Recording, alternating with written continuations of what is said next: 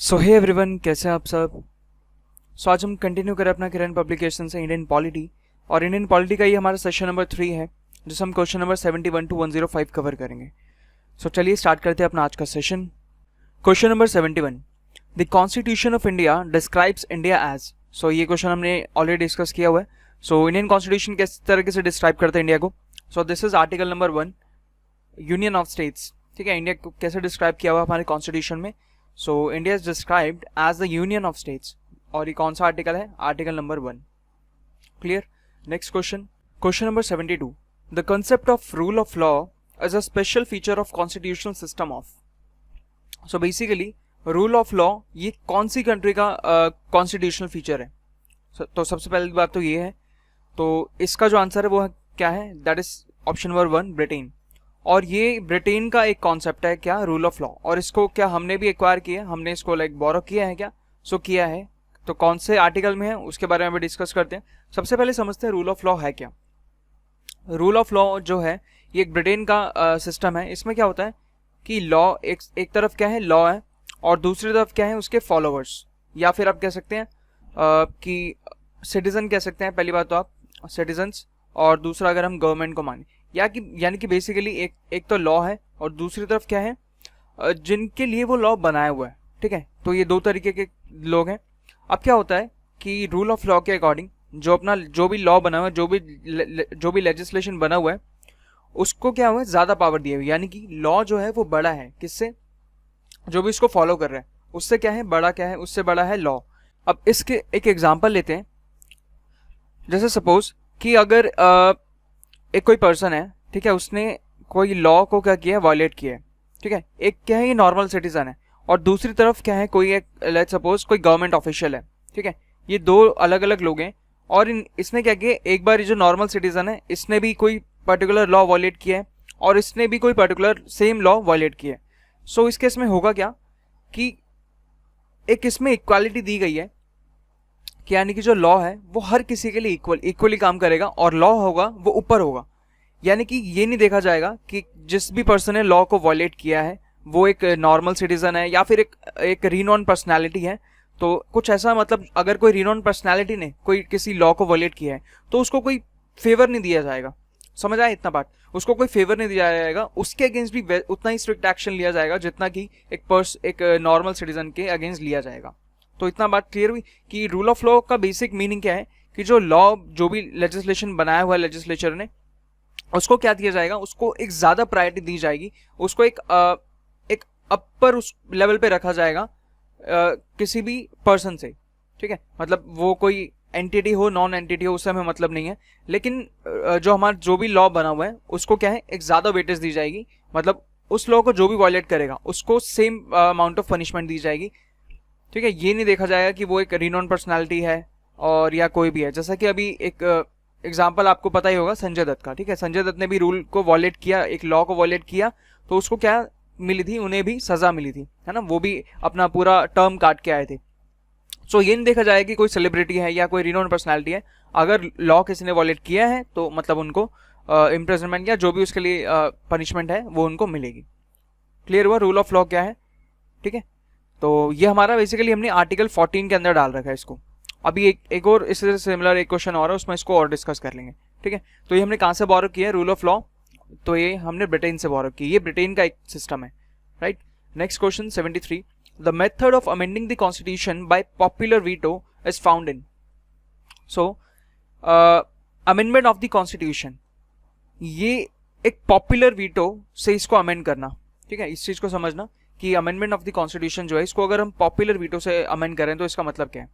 Popular veto का मतलब है कि पर्सन यानी कि पीपल, पॉपुलर का मतलब क्या है, पीपल, तो पीपल के पास वो पावर हमने दे दी, यानी हमने वीटो का मतलब हो गया पावर, यानी कि हमने क्या किया, हमने पीपल को यानी कि लोगों को ये पावर दे दी कि वो कॉन्स्टिट्यूशन को अमेंड कर सकते हैं। ठीक है, ये कैसी बात हुई कि वो लोग, मतलब हम नॉर्मल सिटीजन कैसे कर सकते हैं। तो पहली बात तो ये कॉन्सेप्ट इंडिया में नहीं है। ठीक है, तो इसका आंसर देख लेते हैं कि ये कहाँ से बोरो हुआ है। ये मतलब बोरो नहीं हुआ एक्चुअली, तो ये कौन सी कंट्री का कॉन्सेप्ट है, तो ये है स्विट्जरलैंड का। क्लियर, तो ये स्विट्जरलैंड का वो है कॉन्सेप्ट है। उसमें क्या होता है, वहां पे क्या होता है कि जो लोग हैं उनको भी ये पावर दी गई है कि वो क्या है, कॉन्स्टिट्यूशन को अमेंड कर सकते हैं। इसमें क्या होता है पॉपुलर वीटो में, कि जो लोग हैं वहां पे जो सिटीजन्स हैं वो एक पिटिशन के द्वारा, यानी कि एक पिटिशन के थ्रू वो क्या कर सकते हैं, किसी भी मतलब अपना जो कॉन्स्टिट्यूशन है उसको अमेंड कर सकते हैं। यानी कि हुआ क्या, पिटिशंस के बारे में आप सबको पता ही है कि एक लार्ज नंबर ऑफ लोगों के इस पर साइन चाहिए होते हैं। ठीक है, कोई भी पिटिशन आया तो उस पर लार्ज नंबर ऑफ पीपल के साइन चाहिए होते हैं। ठीक है, पिटिशन को कोई भी डाल सकता है, एक सिंगल एंटिटी भी डाल सकता है, और उस पर फिर क्या होता है, बहुत ज़्यादा लोगों के हमें साइन चाहिए होते हैं, राइट। सो फिर अगर ज़्यादा उसको वोट मिले, मतलब ज़्यादा लोग ले उस पिटिशन को डाला, तो फिर क्या हो सकता है कि इस कॉन्स्टिट्यूशन में जिस भी आर्टिकल को या जिस भी चीज़ को वो अमेंड करना चाह रहे हैं उसको इजीली अमेंड किया जा सकता है। क्लियर है? ये कॉन्सेप्ट इंडिया में है क्या? तो नहीं है बिल्कुल। और इसको आप उससे भी रिलेट कर सकते हैं। ये पॉपुलर वीडियो का कौन सा कंसेप्ट हो गया? तो ये जो हमने पढ़ा था ना, डायरेक्ट डेमोक्रेसी, तो डायरेक्ट डेमोक्रेसी वाला कॉन्सेप्ट हो गया ये। क्लियर है इतना बात? तो ये किस में है? स्विट्जरलैंड में। अच्छा, अब ये बात भी बता दो कि अपने कॉन्स्टिट्यूशन में अमेंडमेंट ऑफ द कॉन्स्टिट्यूशन का कौन सा पार्ट है। ठीक है, पहले पार्ट बताओ फिर आर्टिकल बताओ। सो पार्ट कौन सा है? पार्ट इज 20 और आर्टिकल 368। क्लियर है? और इंडिया में जो है वो बहुत ज़्यादा मेहनत लगती है, बहुत ज़्यादा जद्दोजहद लगती है अपने कॉन्स्टिट्यूशन को अमेंड करने के लिए। ठीक है, तो इसमें काफ़ी तरह की मेजॉरिटी लगती है, तब जाके कॉन्स्टिट्यूशन अमेंड हो पाता है। 2/3 मेजॉरिटी लगती है एक तो, है ना, 2/3 majority of the people present in voting. Parliament में जितने भी लोग उस दिन प्रेजेंट हैं और वोट कर रहे हैं, उसमें से 2/3 मेजॉरिटी चाहिए होती है। तो आप देख सकते हैं ये हो गया। ठीक है, उसके बाद भी मतलब बहुत ज़्यादा इसमें लगता है टाइम, इतनी आसानी से कॉन्स्टिट्यूशन हमारे इंडिया का अमेंड नहीं हो सकता। Next 74, which of the following is an inalienable attribute of the parliamentary system of government. अच्छा, पार्लियामेंट्री सिस्टम ऑफ गवर्नमेंट क्या है, डिस्कस किया हमने already. Parliamentary system of government कहाँ पे फॉलो होता है? तो इंडिया में फॉलो होता ही है, बिल्कुल सही बात है। इसमें क्या होता है कि एक तो होता है अपना स्टेट का हेड और दूसरा होता है अपना गवर्नमेंट का हेड। तो स्टेट का हेड कौन होता है? प्रेसिडेंट। और गवर्नमेंट का हेड कौन होता है? पीएम। ठीक है, तो यही एक बेसिक कॉन्सेप्ट है किसका? पार्लियामेंट्री सिस्टम ऑफ गवर्नमेंट का। अब इसमें क्या होता है कि जो इसका इनएलिएनेबल एट्रीब्यूट है, यानी जिसको अलग नहीं किया जा सकता, तो वो कौन सा है? That is fusion of executive and legislature. Fusion of executive and legislature. Legislature का काम क्या है? To make laws. ठीक है, टू मेक लॉज। एग्जीक्यूटिव का काम क्या है? जो लॉज लेजिस्लेचर ने बनाए हैं उनको एग्जीक्यूट करना ग्राउंड लेवल पे। सिंपल वे में अगर इसको समझें, एग्जीक्यूटिव में कौन आ जाते हैं? आपके जितने भी गवर्नमेंट ऑफिशियल्स हैं, आपके जितने भी सिविल सर्वेंट्स हैं, ठीक है, सिविल सर्वेंट्स जितने भी हैं आपके, वो सब किसके अंदर आ जाएंगे? एग्जीक्यूटिव ब्रांच के अंदर आएंगे। एंड लेजिस्लेचर के अंदर जितने भी आपके मेंबर ऑफ पार्लियामेंट है, वो सब किसके अंदर आएंगे? आपके लेजिस्लेचर के अंदर आएंगे। क्लियर हुआ इतना पार्ट? ठीक है, सो ये क्या है, ये और ये जो दोनों है ना, ये एक दूसरे पे डिपेंडेंट है, मतलब ये साइमल्टेनियसली चलते हैं। लेजिस्लेचर कुछ चीज बना रहे हैं तो उसके बाद अगर वो एग्जीक्यूट ही नहीं होगा तो कुछ फायदा ही नहीं है उसका, लेजिस्लेचर का कोई लेजिस्लेशन बनाने का, है ना। और यहीं पे अगर हम एग्जीक्यूटिव देखें तो एग्जीक्यूटिव के पास जब कुछ एग्जीक्यूट करने के लिए ही नहीं है, कोई लॉ उसके पास एग्जीक्यूट करने के लिए नहीं है, तो फिर एग्जीक्यूटिव का कोई फायदा नहीं है ना। तो इसलिए ये दोनों क्या है, एक दूसरे पे डिपेंडेंट रहते हैं और एक दूसरे को ये क्या है, अकाउंटेबल है। क्लियर हो इतना बात? नेक्स्ट आगे चलते हैं। 75, grass roots democracy is related to.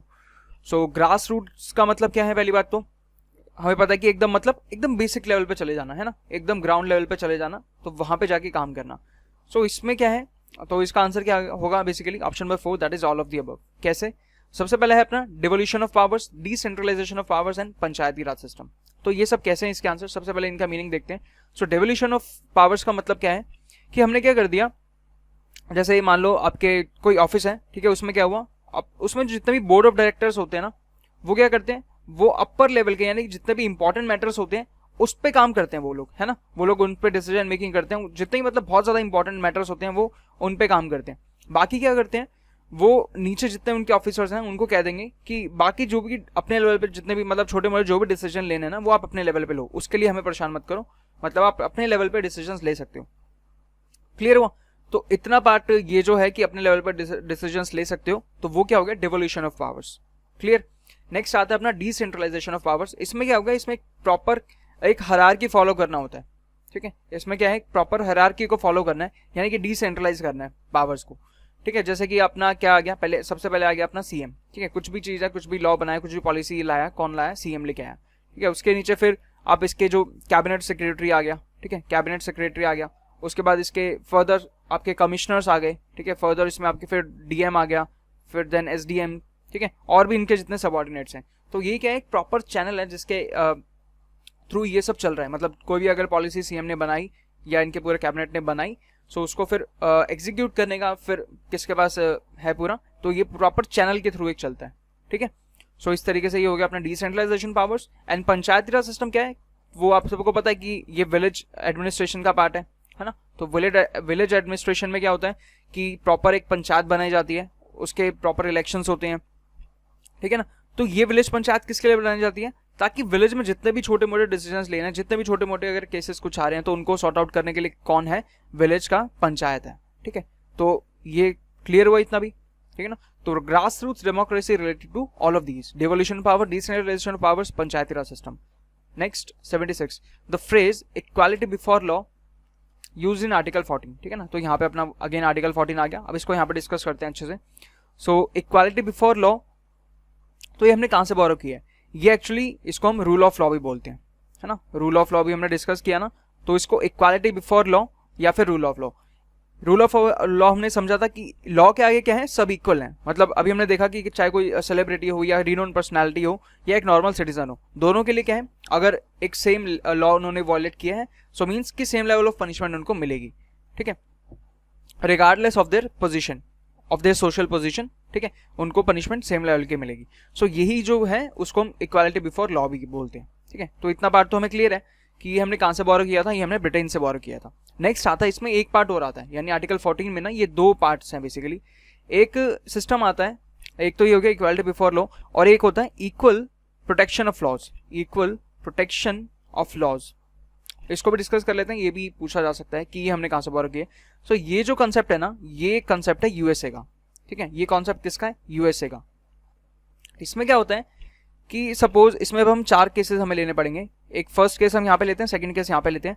इसमें क्या होता है, सपोज करो इसमें, अब जैसे यहाँ पे तो क्या था कि उनकी पोजीशन से हमें मतलब नहीं था, है ना, चाहे तुम जितने मर्जी तुम्हारी सोशल पोजीशन हो, हमें उससे मतलब नहीं है। लेकिन यहाँ पे हम इसको सोशल पोजीशन के अकॉर्डिंग हम पनिशमेंट देते हैं। यानी कि क्या होता है कि सपोज एक सिटीजन 1 है और एक सिटीजन 2 है, ठीक है। अगर उन दोनों ने same level of crime commit किया है तो उनको सेम लेवल ऑफ पनिशमेंट मिलेगी, समझ आया। और दूसरा क्या है, दूसरा हम समझते हैं कि एक गवर्नमेंट ऑफिशियल 1 है और गवर्नमेंट ऑफिशियल 2 है। सपोज उन दोनों ने भी कोई क्राइम किया, या फिर ले लेते हैं कि कोई एक रीनोन पर्सनालिटी 1 है और रीनोन पर्सनालिटी 2 है, ठीक है। अगर उन दोनों ने same sort of crime commit किया है तो क्या होगा कि इन दोनों को सेम लेवल पे पनिशमेंट मिलेगी। लेकिन जरूरी नहीं है कि जो पनिशमेंट इनको मिलेगी वही पनिशमेंट इनको मिलेगी। मतलब इनको थोड़ी सी क्या दी जा सकती है, एक थोड़ी सी रियायत दी जा सकती है इनको। मतलब अगर कोई रीनोन पर्सनालिटी है तो, ठीक है। मतलब ऐसा नहीं किया जाएगा कि जैसे कोई मान लो कोई गवर्नमेंट ऑफिशियल है, अच्छे लेवल का कोई सीनियर आईएएस ऑफिसर है, उसने अगर कुछ क्राइम कमिट किया और एक नॉर्मल सिटीजन ने कोई क्राइम कमिट किया, तो इसमें क्या है, प्रोविजन था कि इसमें ना सेम लेवल ऑफ पनिशमेंट नहीं दी जाएगी आपको। एक जो जिनका थोड़ा सा सोशल जिनको थोड़ी सी सोशल प्रिविलेज मिली हुई है सोसाइटी में, उनको क्या दिया जाएगा, थोड़ी सी इसमें रियायत दी जाएगी, ठीक है। तो यही इसको इसलिए ये थोड़ा सा क्या है, एक नेगेटिव कॉन्सेप्ट है, ठीक है, क्योंकि लॉ के आगे क्या होना चाहिए, सब इक्वल ही होना चाहिए, है ना। तो इस तरीके से ये कॉन्सेप्ट है, ये दोनों का डिफरेंस है। ये हमने कहाँ से बोरो किया है, ये यूएसए का कॉन्सेप्ट है, और ये क्या है, ये आपका ब्रिटेन का कॉन्सेप्ट है, रूल ऑफ लॉ या फिर इक्वालिटी बिफोर लॉ, ठीक है, क्लियर है। और ये किसके अंदर है, आर्टिकल 14 के अंदर है ये। नेक्स्ट आया था अपना 77। अच्छा, इसमें जैसे कि एक पार्ट हो जाता है। अब जैसे इसका पार्ट क्या आता है, जैसे हमने अपने कॉन्स्टिट्यूशन में क्या है कि प्रेसिडेंट को ये इम्यूनिटी दे रखी है कि वो जितने भी, अगर मान लो प्रेसिडेंट ने कोई क्राइम कमिट किया, ठीक है, तो उनको इम्यूनिटी मिली हुई है, किससे, क्रिमिनल प्रोसीडिंग से या फिर किसी भी तरह की प्रोसीडिंग से उनको क्या मिली हुई है, इम्यूनिटी मिली हुई है। कब तक, जब तक वो अपने टर्म में है, यानी कि जब तक 5 ईयर्स का उनका टर्म नहीं हो जाता, या फिर अगर उसके बाद वो री इलेक्ट हो गए तो उसके बाद जब तक उनका नेक्स्ट 5 ईयर का टर्म कंप्लीट नहीं हो जाता, तब तक उनको किसी भी क्रिमिनल प्रोसीडिंग्स में उनको मतलब उनको नहीं इन्वॉल्व किया जाएगा, ठीक है। तो ये इम्यूनिटी मिली है, तो ये इसके अंदर ही आप इसको इससे रिलेट कर सकते हैं, इक्वल प्रोटेक्शन ऑफ लॉज से, ठीक है। नेक्स्ट आता है अपना 77, डेमोक्रेटिक सोशलिज्म मीन्स। तो इसको बहुत सिंपल टर्म्स में समझ लो कि democratic socialism means bringing about socialism through democratic means, ठीक है। अब इनके ना बहुत ज़्यादा इन डेप्थ मीनिंग्स हैं, तो इसको जस्ट इसी तरीके से समझो, क्योंकि ये क्या है, ये टर्म्स हैं अपनी पॉलिटी की। तो पॉलिटी में बहुत ज़्यादा टर्म्स हैं जो आपको समझनी पड़ेंगी, बट जो जहाँ पे जितना इंपॉर्टेंट फोकस है, जहाँ पे एग्जाम्स में ज़्यादा पूछा जाता है, हम लोग वहीं पे ज़्यादा फोकस करेंगे। So democratic socialism means bringing about socialism through democratic means, clear. Next, so question number 78, Which one of the following judgments stated that secularism and federalism are the basic features of Indian Constitution? So ये कौन से judgements में ये declare किया गया था कि secularism और federalism are the basic features of Indian constitution? So ये जितने भी चारों केस आप देख रहे हैं, ये चारों केस काफ़ी इंपॉर्टेंट है और इसमें से ये फर्स्ट और सेकंड वाला मोस्ट इंपॉर्टेंट केस है. सो इस वाली क्वेश्चन में हम डिस्कस करेंगे एसआर बोमाई केस को, क्योंकि इस केस में इसको किया गया था ऐड. अब ये केस था क्या बेसिकली, इसको थोड़ा सा समझ लेते हैं. एसआर बोमाई केस जो था वो कर्नाटका गवर्नमेंट मतलब ये आपका कर्नाटका के ये जो थे सीएम थे, ये कौन, एसआर बोमाई. सो एसआर बोमाई कौन थे, ये कर्नाटका के सीएम थे. तो यानी कि इनके बीच, यानी ये केस किसके बीच में चला था, तो एसआर बोमाई और यूनियन ऑफ इंडिया. तो ये union of India versus SR Bommai के बीच में ये केस चला था. अब ये केस था क्या कि जब इनकी गवर्नमेंट थी उस टाइम हुआ क्या था कि इनके गवर्नमेंट को ना, जैसे अभी यहाँ पे क्या प्रोविजन है कि गवर्नमेंट को इनएफिशिएंट डिक्लेयर कर दिया गया था और क्या कर दिया था, वहाँ पे प्रेसिडेंट रूल लगा दिया था. प्रेसिडेंट रूल के लिए हमारे पास कौन सा आर्टिकल है, सो आर्टिकल 356 है हमारे पास प्रेसिडेंट रूल के लिए. ठीक है, यानी अगर किसी भी स्टेट में अगर ये लग रहा है कि गवर्नमेंट इनएफिशिएंट है, गवर्नमेंट नहीं संभाल पा रही उस स्टेट को, तो वहाँ पे क्या कर दिया जाएगा, वहाँ पे प्रेसिडेंट रूल लगा दिया जाता है ना, ये प्रोविजन है. लेकिन उस टाइम में और आज के इस आर्टिकल में क्या डिफरेंस आया, तो उसको बस हमें वही देखना है कि क्या डिफरेंस आया. उस टाइम पे क्या हुआ था इनके साथ कि मतलब इनको कोई एक तरीके से आप कह सकते हैं कि आर्बिट्रेरी एक डिसीजन था, है ना. इनको मतलब कोई जस्टिफिकेशन नहीं दिया गया था, ये जस्ट एक आर्बिट्रेरी डिसीजन था. उस टाइम जो गवर्नर थे, क्योंकि ये कौन थे, एसआर बोमाई थे सीएम, तो जो गवर्नर थे, अब गवर्नर किसके अंदर काम करता है, तो वो सेंट्रल गवर्नमेंट के अंदर काम करता है. यानी जब वो चाहेगा तो वो तो ऐसे इनएफिशिएंट डिक्लेयर कर देगा उसको, है ना. सीएम को वो इनएफिशिएंट बता देगा, गवर्नमेंट को इनएफिशिएंट बता देगा और क्या कर देगा, वहाँ पे प्रेसिडेंट रूल लगा देगा, है ना. समझ आया इतना बात. तो पहले ये हुआ करता था. तो जो भी उस टाइम पे गवर्नर थे उन्होंने क्या किया, उन्होंने मतलब प्रेसिडेंट को ये रिकमेंडेशन भेजे प्रेसिडेंट को कि यहाँ पे इस स्टेट में, कर्नाटका स्टेट में क्या लगना चाहिए, प्रेसिडेंट रूल लगना चाहिए. ठीक है, उन्होंने इसको क्या बताया, इनएफिशिएंट बताया इनकी गवर्नमेंट को. तो हुआ क्या कि वहाँ पे प्रेसिडेंट फिर रूल इम्पोज हो गया था, है ना. लेकिन उसके बाद जो ये एसआर बोमाई थे, ये डिफरेंट लेवल ऑफ कोर्ट्स में गई. उसके बाद जब ये सुप्रीम कोर्ट में पहुंचा, फाइनली इनका जब केस सुप्रीम कोर्ट में पहुंचा, तो वहाँ पे ये चीज़ें निकली बाहर कि अब फिर उसके बाद जो मतलब अमेंडमेंट्स आए ना, मतलब अमेंडमेंट उसके बाद जो है वो देख लेते हैं. जैसे करंटली जो इसमें है आर्टिकल 356 में, वो क्या है, अब इतनी आसानी से कोई नहीं कर सकता. अब अगर जैसे अगर आपको किसी प्रेसिडेंट रूल अगर किसी स्टेट में अब लगना है, तो अब उसके लिए क्या प्रोसीजर है, सबसे पहले तो बिल लेके आया जाएगा. ठीक है, मतलब गवर्नर रिकमेंडेशन तो देगा प्रेसिडेंट को, ठीक है, ये तो फर्स्ट चीज है. लेकिन उसके बाद क्या होगा कि सबसे पहले दोनों हाउसेस में बिल लेके आया जाएगा. ठीक है, लोअर हाउस में भी यानी लोकसभा में भी, उसके बाद राज्यसभा में भी. दोनों हाउसेस में जब बिल पास हो जाएगा इस चीज को लेकर कि यहाँ पे अगर प्रेसिडेंट रूल लगना है, तो वो बिल क्या होना चाहिए, दोनों हाउसेस में वो बिल पास होना चाहिए. तब जाके अब ये लगेगा, तब जाके कहीं किसी स्टेट में प्रेसिडेंट रूल लग सकता है. ठीक है, अब ये प्रोविजन उसमें ऐड किया गया है. लेकिन जिस टाइम पे ये केस हुआ था उस टाइम ये प्रोविजन इसमें नहीं था.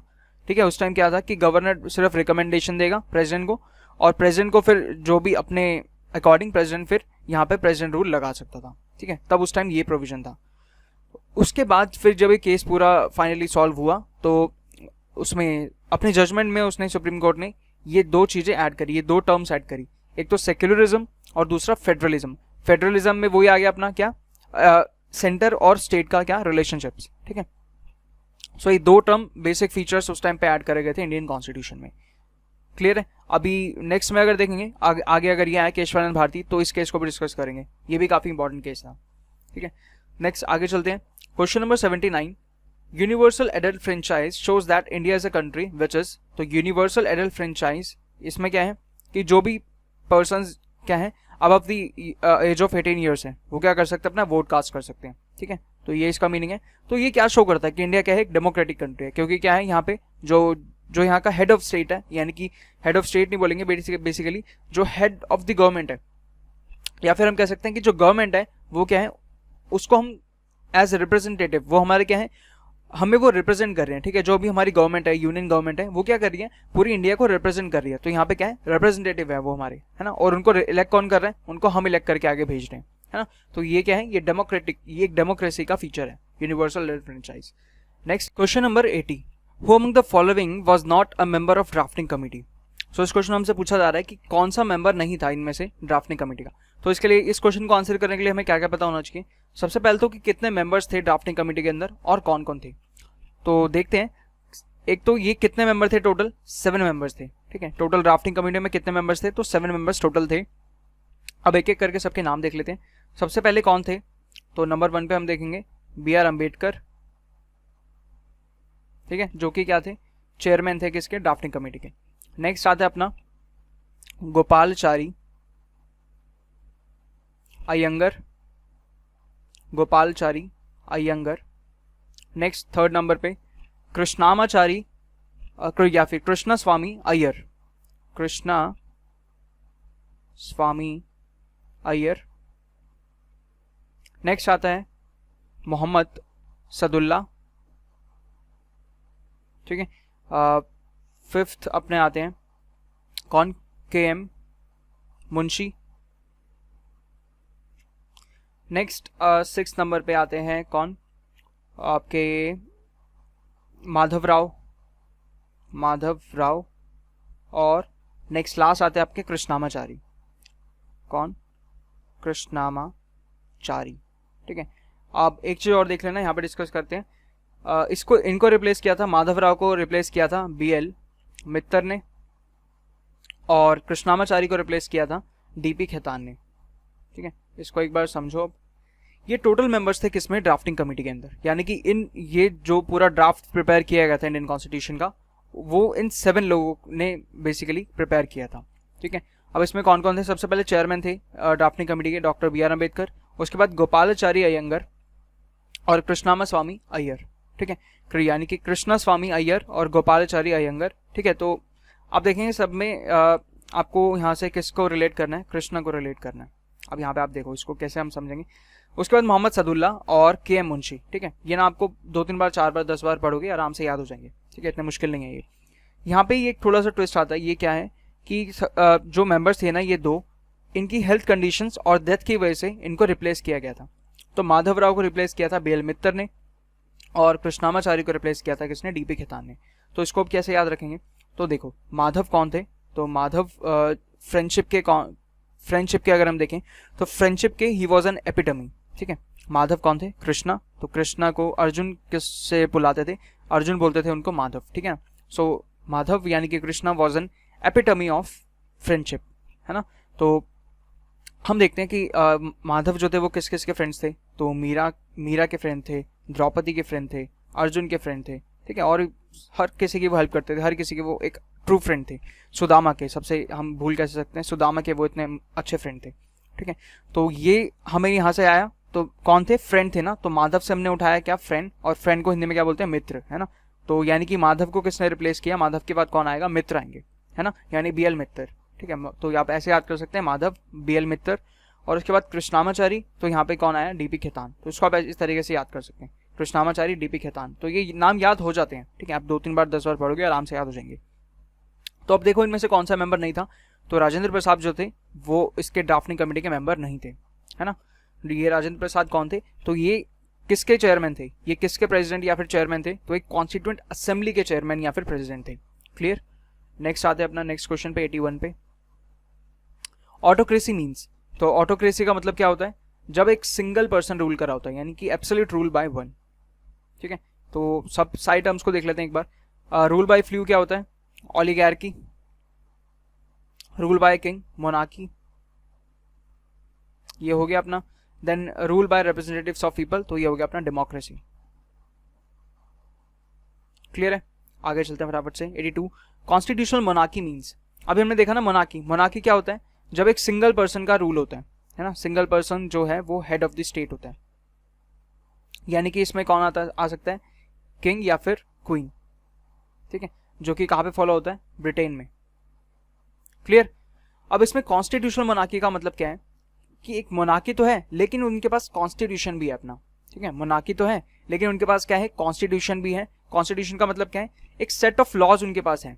ठीक है, जिसको किसको फॉलो करना पड़ेगा, इन लॉज को फॉलो करना पड़ेगा किंग या फिर क्वीन को। यानी कि ठीक है, तुम भले ही मोनार्की हो, ठीक है, मतलब भले ही तुम्हारे पास किंग या फिर क्वीन है गवर्न करने के लिए, लेकिन तुम्हारे पास क्या है, कॉन्स्टिट्यूशन भी है जिसमें एक सेट ऑफ लॉज लिखे हुए हैं जिसको किंग या फिर क्वीन को फॉलो करना ही पड़ेगा। सो इसमें क्या होता है, the king exercises power granted by the constitution, यानी कि किंग कौन सी पावर्स को एक्सरसाइज करेगा जो कि कॉन्स्टिट्यूशन ने उसको दे रखी है। क्लियर हुआ, अपनी मर्जी से नहीं कर सकता। अगर सिंपल हम मोनार्की बोले, मोनार्की, तो इसमें तो क्या है कि इसमें तो कोई लॉ, कोई रूल नहीं है, कोई लॉज नहीं है। इसमें जो इनका किंग या फिर क्वीन का मन है उसको वो वाला लॉ इम्पोज करेंगे, और मतलब कुछ भी कर सकते हैं ये लोग, ठीक है, जो इनका मन में आया वो ये कर सकते हैं। लेकिन अगर कॉन्स्टिट्यूशनल मोनार्की है, इसका मतलब है कि a set of rules prepare हुए हैं पहले, ठीक है, उसके बाद ये मोनार्की एज चल रहा है आगे, है ना। क्लियर है इतना बात। नेक्स्ट आगे चलते हैं 83 पे। What is popular sovereignty. So popular का मतलब है पीपल और सोवरेनिटी का मतलब आपको पता है क्या, freedom. So popular sovereignty means sovereignty of the people. Clear, option number 4। 84 the idea of parliamentary form of government is adapted from. So parliamentary form of government हमने कहां से अडेप्ट किया है, सो यूके से अडेप्ट किया है, ब्रिटेन से adapt किया है, ठीक है। Next, who among the following propose the suggestion of constituent assembly first in 1935। तो सबसे पहले ये भी एक इंपॉर्टेंट क्वेश्चन है, ये मतलब जो हम बैकग्राउंड पढ़ते हैं जब इंडियन कॉन्स्टिट्यूशन का, तब ये पार्ट आता है। सो इसमें क्या है कि फर्स्ट जो सजेशन दिया था ना कॉन्स्टिट्यूएंट असेंबली बनाने का, वो किसने दिया था, माधवेंद्र नाथ रॉय ने, ठीक है, एम एन रॉय, इनको बोलते हैं माधवेंद्र नाथ रॉय या फिर एम एन रॉय, ठीक है। तो सबसे पहले जो सजेशन दिया था कि कॉन्स्टिट्यूएंट असेंबली बननी चाहिए ताकि इंडिया का अपना कॉन्स्टिट्यूशन प्रिपेयर हो सके, ठीक है, और उसके बाद हमें क्या मिल सके, फ्रीडम मिल सके ब्रिटिशर्स से। क्लियर है, तो ये सबसे पहले जो सजेशन दिया था वो माधवेंद्र नाथ रॉय ने दिया था। और उसके बाद ये जो था, ये पूरा कांग्रेस का एक यूनानिमस एक वो बन गया था कि अब हम सबका ये गोल बन गया था, यानी कि पूरी कांग्रेस का ही फिर क्या है, इंडियन नेशनल कांग्रेस का ये गोल बन गया था, और फिर सबने ही डिमांड करा था इसको 1935 में। क्लियर, और उसके बाद फिर लेकिन ये इनको फॉलो कब किया, तो 1940 के अगस्त ऑफर में ये चीज़ एक्सेप्ट हुई थी। 1940 में अगस्त ऑफर आया था, तो उसमें ये चीज़ एक्सेप्ट हुई थी। जब वर्ल्ड वॉर के बाद ये हुआ था, है ना, वर्ल्ड वॉर के बाद अगस्त ऑफर भेजा था, तो उसमें ये चीज़ एक्सेप्ट कर ली गई थी कि ठीक है, अब आपका कॉन्स्टिट्यूशन प्रिपेयर करवाना है हम लोगों को, तो हम जल्दी से जल्द एक टीम को भेजेंगे। और उसके बाद फिर इन्होंने फाइनली 1946 में उसको भेजा, किसको, कैबिनेट मिशन प्लान को, ठीक है। तो कैबिनेट मिशन प्लान को उन्होंने 46 में भेजा, और उसके बाद फाइनली फिर कॉन्स्टिट्यूएंट असेंबली बनी, और कॉन्स्टिट्यूएंट असेंबली ने अपना काम स्टार्ट किया कब, 1946 में। क्लियर है। Next 86, name the country from which the constitutional feature of procedures of amendment was borrowed. ठीक है, तो अमेंडमेंट हमने कहां से बोरो किए, साउथ अफ्रीका से। क्लियर, कौन सा आर्टिकल है, आर्टिकल 368, कौन सा पार्ट है, तो पार्ट 28। ठीक है।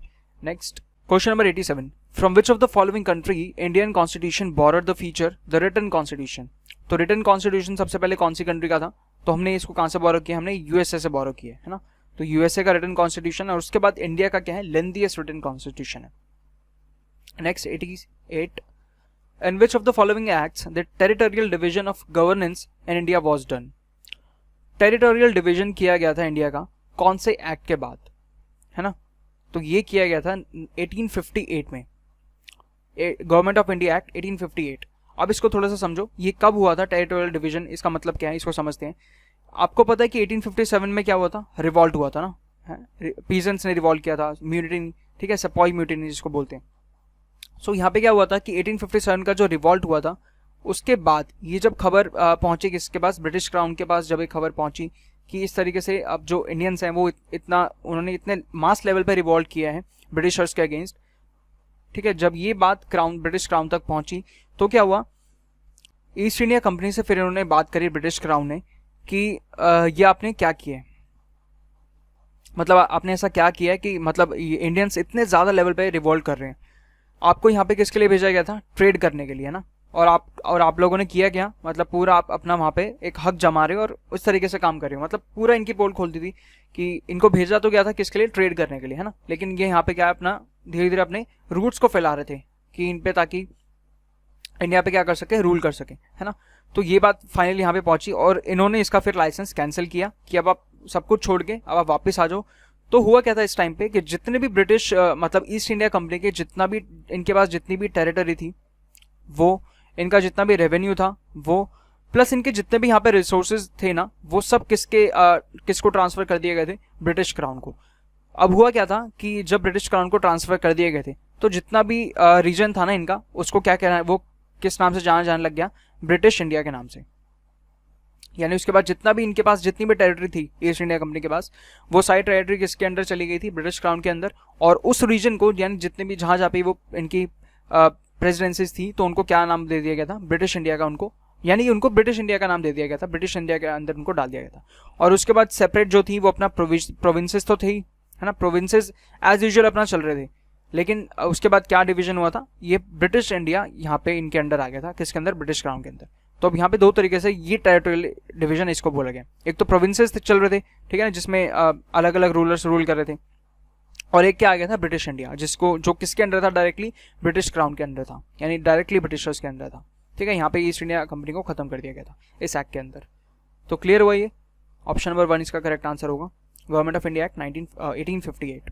Next 89 question, by which of the following act the system of dyarchy was introduced at the centre, है ना। So the system of dyarchy system क्या था कि इस केस में क्या था कि यहाँ पे लाया गया था कि दो गवर्नमेंट साइमल्टेनियसली रूल कर रही हैं, है ना, मतलब एक ही जगह पे दो गवर्नमेंट रूल कर रही हैं और दो गवर्नमेंट डिसीजन ले रही हैं। ठीक है, तो ये इंट्रोड्यूस किया था कौन से, 1935 की government of India act, government of India act 1935। तो आपको बस इतना ध्यान रखना है कि डायरकी कौन से एक्ट के तहत इसमें इंट्रोड्यूस किया गया था, तो government of India act 1935। Next 90, who was the first chairman of Indian constitution drafting committee, तो ड्राफ्टिंग कमेटी के चेयरमैन कौन थे, B.R. Ambedkar. Next, in which year the constituent assembly was of India started functioning, तो कब start किया था, 1946 में। पहली मीटिंग कब हुई थी, 9 दिसंबर 1946 को। ठीक है, कहाँ पे हुई थी ये मीटिंग, दिल्ली में। ठीक है, कौन प्रेसिडेंट बनाया गया था इस दिन, तो डॉक्टर सचिदानंद सिन्हा को इस दिन टेम्पररी प्रेसिडेंट बनाया गया था। और उसके बाद इनकी सेकेंड मीटिंग होती है 11 दिसंबर 1946 को, वो भी दिल्ली में ही होती है। और इसमें डॉक्टर राजेंद्र प्रसाद को क्या बना दिया जाता है, परमानेंट प्रेसिडेंट। ठीक है, प्रसाद को परमानेंट प्रेसिडेंट बना दिया जाता है इस दिन। क्लियर है, तो इसने कब काम करना स्टार्ट किया, 1946 में स्टार्ट किया। Next 92, the constitution filling the blank आगे, silent on president's re election to the office, नहीं, ये हमें पता है कि प्रेसिडेंट का क्या हो सकता है, री इलेक्शन हो सकता है, और ये हमारे कॉन्स्टिट्यूशन में हमें दे रखा है। तो allows re election of a person to the president's post, तो इसका करेक्ट आंसर क्या होगा, ऑप्शन नंबर 2। और ये आर्टिकल नंबर कौन सा है, तो आर्टिकल है 57, यानी कि प्रेसिडेंट का री इलेक्शन हो सकता है। तो ये कौन से आर्टिकल में बात कही गई है, article number 57। Clear. Next 93, which of the following act introduced separate electorates for Muslims, तो ये मॉडर्न हिस्ट्री में पढ़ा हुआ ये, है ना। अच्छा, अभी हमने यहाँ पे इस चैनल पे डिस्कस नहीं किया मॉडर्न हिस्ट्री, तो कोई नहीं, अब हम कर लेंगे मॉडर्न हिस्ट्री भी यहाँ पे डिस्कस। सो ये कब हुआ था, एक्ट ऑफ 1909, किसमें, इसमें क्या आया था, मॉर्ले मिंटो रिफॉर्म्स, है ना। 1909 में क्या आया था, मॉर्ले मिंटो रिफॉर्म्स आए थे, जिसमें कि क्या लाया गया था कि सेपरेट इलेक्टर, यानी कि जो मुस्लिम कैंडिडेट हैं वो सिर्फ मुस्लिम एरिया में, या फिर जैसे एक रीजन वाइज डिवाइड कर दिया गया था, तो जितना ही मुस्लिम डोमिनेटेड एरिया था वहाँ पे क्या हो सकता था कि सिर्फ मुस्लिम कैंडिडेट ही एक तो पहली बात कैंडिडेट बन सकते थे, यानी कि, और उनको भी वोट कौन दे सकता था, सिर्फ मुस्लिम से ही उनको वोट दे सकते थे, यानी कि जो पर्सन जो कैंडिडेट बना है वो भी मुस्लिम होना चाहिए और जो वोटर्स हैं वो भी मुस्लिम होने चाहिए। तो ये था बेसिकली जो सेपरेट इलेक्टोरेट था, यानी हिंदूज के लिए एक अलग था, यानी मुस्लिम्स के लिए अलग था और हिंदूज के लिए अलग था। तो इस तरीके से सेपरेट इलेक्टोरेट वाला आया था। तो ये किस में आया था, Morley Minto reforms 1909। Clear. Next 94, which type of democracy do we follow in India, तो रिप्रेजेंटेटिव डेमोक्रेसी हम फॉलो करते हैं, क्योंकि हम क्या है, हम यहाँ पे डायरेक्ट इलेक्शन होते हैं, ठीक है, इंडिया में, और हम अपने रिप्रेजेंटेटिव को डायरेक्टली इलेक्ट करके आगे भेजते हैं। Clear. Next 95, the chairman of drafting committee of the constituent assembly of the India was, तो कौन थे, doctor B.R. Ambedkar. Indian constitution came into force on, तो कब आया था, 26 जनवरी 1950 को। ठीक है, 26 जनवरी 1950, क्वेश्चन नंबर 2। और कब बन के प्रिपेयर हो गया था, तो 26 नवंबर 1949, तो यहाँ पे वो डेट नहीं है तो हम इसको कर लेते हैं 1949, है ना। तो इस दिन प्रिपेयर हो गया था। और एग्जीक्यूट कब हुआ था फाइनली, केम इनटू फोर्स कब आया, तो ये 1950 में 26 जनवरी को। क्लियर।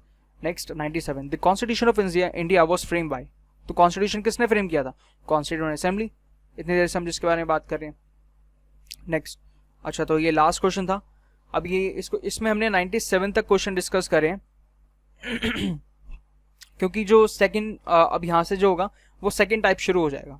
ठीक है 98 क्वेश्चन से आपका सेकंड टाइप शुरू हो रहा है। तो बाकी के जो रिमेनिंग क्वेश्चन है वो हम नेक्स्ट अपने टाइप में नेक्स्ट सेशन में अपने कवर करेंगे, और इसमें हम टाइप 2 से स्टार्ट करेंगे, किसके, इंडियन पॉलिटी किरण पब्लिकेशन से। क्लियर है? तो आज का सेशन यहीं तक ही है। तो अगर आपको ये सेशन अच्छा लगा, आपको कुछ सीखने को मिला हो, तो आप इस सेशन को लाइक कर सकते हैं, शेयर भी कर सकते हैं अपने फ्रेंड्स के साथ, और चैनल को जरूर सब्सक्राइब कर लेना अगर अभी तक आपने चैनल को सब्सक्राइब नहीं किया है। तो आप लोग हमारी वेबसाइट को विजिट कर सकते हैं edimo.in, और टेलीग्राम चैनल को भी जरूर ज्वाइन कर लेना edimo ऑफिशियल। यहाँ पे आपको जितना भी इंपॉर्टेंट इन्फॉर्मेशन मिलती है, और डेली क्विजेस भी हम यहाँ पे फॉरवर्ड करते हैं, तो आप उन क्विजेस को अटेम्प्ट करके अपनी प्रैक्टिस भी कर सकते हैं। सो आप इसको भी चैनल को ज्वाइन कर सकते हैं। सो इतना ही रखते हैं अपना आज का session. So thank you guys, thanks for watching this session. जय हिंद।